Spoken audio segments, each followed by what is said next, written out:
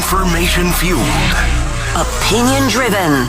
This is Nashville's Morning News with Dan Mandis. And so, my fellow Americans, we talk news. 5:06, Nashville's Morning News on Super Talk 99.7 WTN. Good morning to your friends. Good morning. Hope you are doing well so far. And welcome into a June 18th of 2025. It is a Wednesday. And the world is watching. Joan, have you seen all the rhetoric?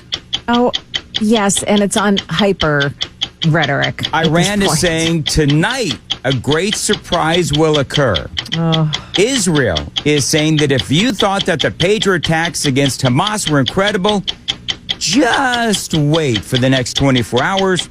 And Donald Trump sent a message to the supreme leader of Iran saying that we'll let you live for now, but you have 48 hours to surrender. Enough of that. That's really not helping. It's not helping? No, Okay. not at all. Screaming headline from this morning. Trump has given Iran's ruling clerics 48 hours to give themselves up. U.S. officials have indicated that Iran has 24 to 48 hours to surrender and save itself from an American military onslaught as President Trump considers joining Israel's war. White House officials said the next 2 days will be critical in determining whether Washington and Tehran can find a diplomatic solution to the burgeoning crisis in the Middle East. Hey, Joan, you think this is going to get old pretty quick? It got old about 3 minutes ago. Did it really? Yep. Man, you were like killer of all fun. That's the 60 minutes clock, and I hate that clock with a passion. It is a 60 minutes clock, isn't it? Whoa. I hate when they do promos because I hate that ticking. Because I'm I'm trying to watch the game. Oh, look, KGB's back. Also hating on the host. No, it's not you. It's 60 minutes I hate. You know what? I do have, I did consider using the 24 clock. Oh, I That's actually much like better. that one better. That's Is much this better? better. Yeah. That's much better. It's more fun. It is more fun. And it's a better show. Much. That's a great point, KGB. Much better show. You know what? Jack Bauer could have this thing done in like an hour. P.S. So could President Trump, but he's being measured. And there are some times that's Listen, frustrating as well. Yeah, well, sometimes measured is a good thing. Yeah. Yeah, I mean, yes, but I think that we all just kind of wish it was already Sunday, and let's get past this. We always wish it's always Sunday. We wish it's Sunday all the time. Yeah, because, then the next day is Monday. Stop it. All right. I was like, is that the countdown to Monday? That's exactly what that is. Let's see here. Earlier yesterday, Donald Trump posted on Truth Social that he knew where Iran's supreme leader Ali Hosseini Khamenei is hiding, but would not yet launch a strike. He is again adding that he wants an unconditional surrender. By the way, Khamenei also shared a separate message in English saying this: we must give a strong response to the terrorist Zionist regime. Also adding, we will show the Zionists no mercy. So there you go. Meanwhile, Iranian state television ominously reported that tonight a great surprise will occur, one that the world will remember for centuries. Now, when they say tonight, like when is tonight in Iran? Like that, is that like now? What time is it in Iran? Because I'm, It's probably like a 12-hour difference. It's 1:39 p.m. right now in Iran. okay. So 1:39. So tonight in Iran will be at the end of the Chris Hand show, going into the Chad Benson show. Okay. So Chad's the big winner. we'll have to wait. Chad's going to Winner, be the big chicken winner. It's exactly right. If anything actually happens.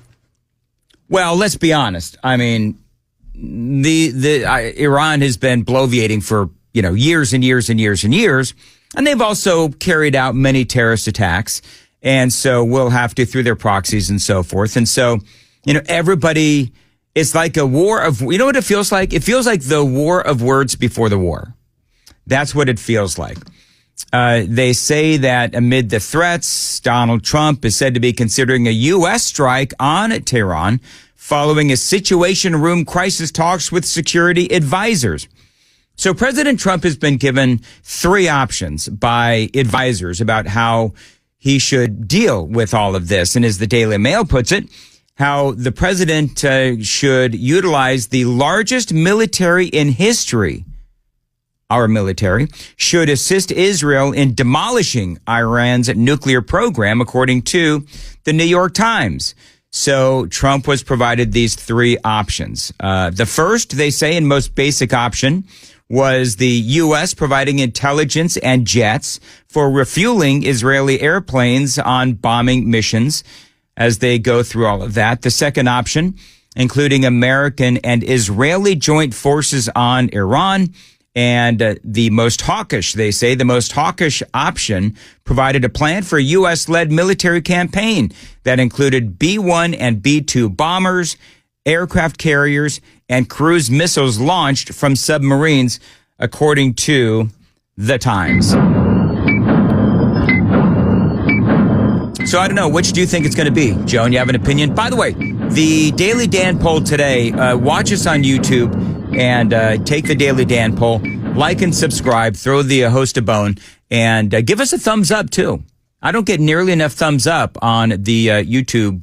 What number do you want to get at? How many likes on the video do you want today? I'm not going to do that. Get to at least 100 people. Okay, let's do at least 100. But our Daily Dan poll today on YouTube, watch and like and all that. YouTube is, what did we decide? What is your prediction? What do you believe that Donald Trump is going to do? Yeah, so the question is, what do you predict Trump will do with the Israel-Iran conflict? Either will respond with military action or only aid Israel versus Iran. Honestly, I prefer that over the ticking. I still do. Joan, you prefer that over the ticking? I prefer silence. Joan, Joan's been a little persnickety today with the sound effects. I got a little less sleep last night than normal. Joan was at our big event last night.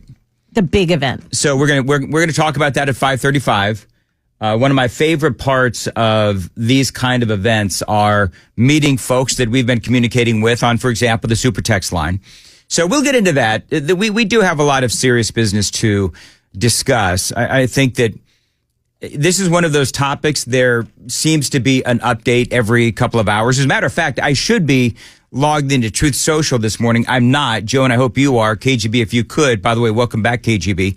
If everybody could be logged into Truth Social, that would be great. New Harvard CAPS polling on this, by the way. 85% of the people say that Iran should not be allowed to have nuclear weapons. See, that's the easy part. Sure. I mean, everybody knows, that Iran should clearly not have nuclear weapons. Trump has been saying this, by the way, for 10 years. We are sharply divided, though, on how to make that happen. Military action. We are so incredibly divided on this. So how do we make sure that Iran does not get a nuclear weapon? With military action, 54% of the people say that they are supportive of military action. 46% are against it. 69% of Republicans support using the military to ensure that Iran does not have a nuclear weapon. 41% of Democrats and independents are at 52%. Got a lot more. America's favorite warmonger is coming up next. Lindsey Graham. I know that you already know what he's going to say, but we'll talk about what he has to say and why he is saying it. Coming up next, it is 5:15. Time to check the roads on WTN. Add thunderstorms as well. Lindsey Graham. Did you hear what Matt Murphy said about Lindsey Graham yesterday? I heard a lot about what he said, but be specific. Matt says, Lindsey Graham needs to go out and get laid. Oh, gosh. That's what Matt said. Okay. Because he may not be wrong. Listen, everywhere you go, Lindsey Graham is talking about military action and regime change and all that. The men and women who serve, they're the ones going, not people answering a poll. And if you ask them, would you be willing to risk your life to stop the Ayatollah from having a nuclear weapon? All of them would say yes, because it makes their country, our country, safer. So again, then they're talking about the polling that's out there. 69% of Republicans support using the military, 41% of Democrats and independents are at 52%. But America, by and large, sharply divided over using the military. 54% say yes, we should. 46% are against using the military. Now, every time, I kid you not, every time I turn the television on and I've got like Fox News on or CNN or whatever, there's Lindsey Graham. And so he's all over the place. And of course, you know, he is falling all over himself trying to get us to not only, you know, obviously stop Iran from getting a nuclear weapon, but also to go in militarily to force regime change. Do you know how much Lindsey Graham, because we've all been talking about this, do you know how much Lindsey Graham makes off of donations from military contractors? Generally, this is just some of the people that have donated to Lindsey Graham. General Electric, Boeing, Honeywell, Lockheed Martin, Northrop Grumman, Raytheon, all contributed hundreds of thousands of dollars to Lindsey Graham over the years. Oftentimes, you know, big ticket donations or individual donations within these companies as well. Do you know the guy who his company produces military Humvees? Donated $500,000 through a super PAC to Lindsey Graham. So when you hear Lindsey Graham telling us that we should send our military into Iran to support regime change, well, realize his donors would profit big time. Let's stop this threat before he gets a nuclear weapon. Let's end this reign of terror. Let's do it now. It's not going to take 20 months, but I can't guarantee you your freedom and your safety unless we're willing to fight for it. I can guarantee you this. If we don't fight for our freedom, we will lose it. So there you go. Warhawk, Lindsey Graham. And again, every time I turn on the TV, there he is trying to get us to go into Iran militarily. And by the way, again, everybody agrees that Iran should not have a nuclear weapon. I have been very consistent. I believe that, you know, it's got to be a combination of sanctions and supporting Israel as they do what they need to do to ensure that Iran does not have a nuclear weapon. I'm not at all into regime change. I think that what you need to do is you just need to kneecap them or decapitate them militarily and from a nuclear standpoint. If we're able to do that, then it doesn't matter who's ultimately at the top. You actively work to change the regime in Iran. Well, then you don't know. We've all talked about this incessantly. You don't know what's going to come next. You don't know how wackadoo the next guy is going to be, and the guy after that, and the guy after that. We've been talking, Joan and I were laughing yesterday about how one of the military leaders of Iran, who had been on the job, maybe, 3 days, whatever it was? He was on the job for 4 days. 4 days. And we took him out. And so I do believe that when Donald Trump says, oh yeah, the supreme leader of Iran, we know exactly where you are. We're going to let you live for now, but you have to surrender in 24 hours. So there you go.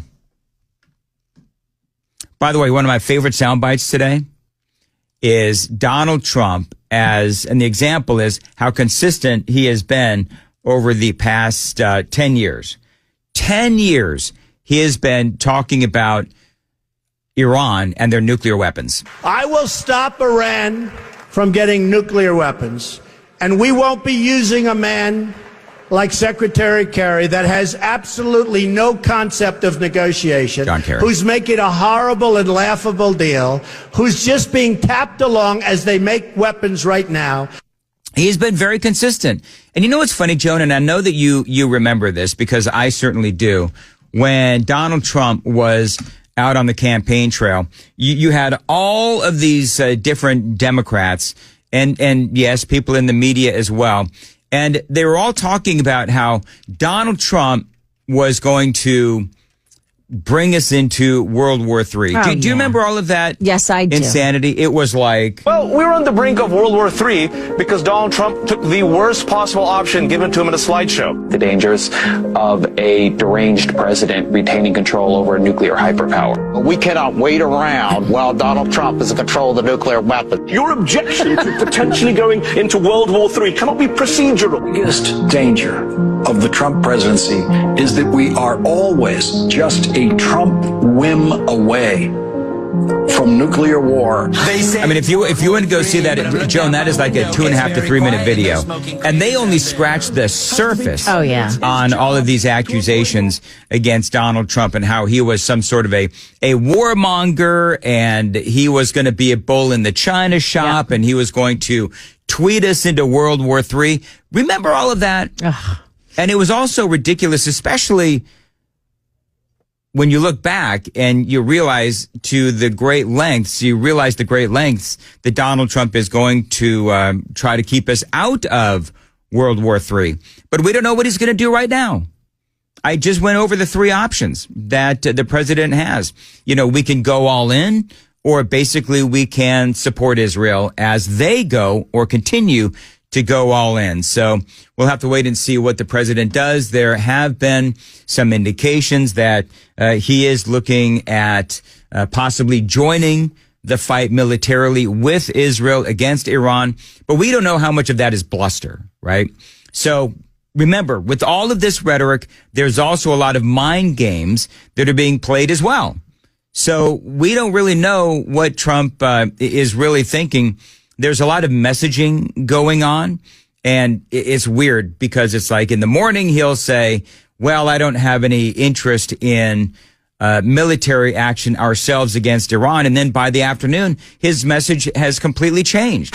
So we'll have to see what happens. It is 5:23, but we've got you covered with all the news.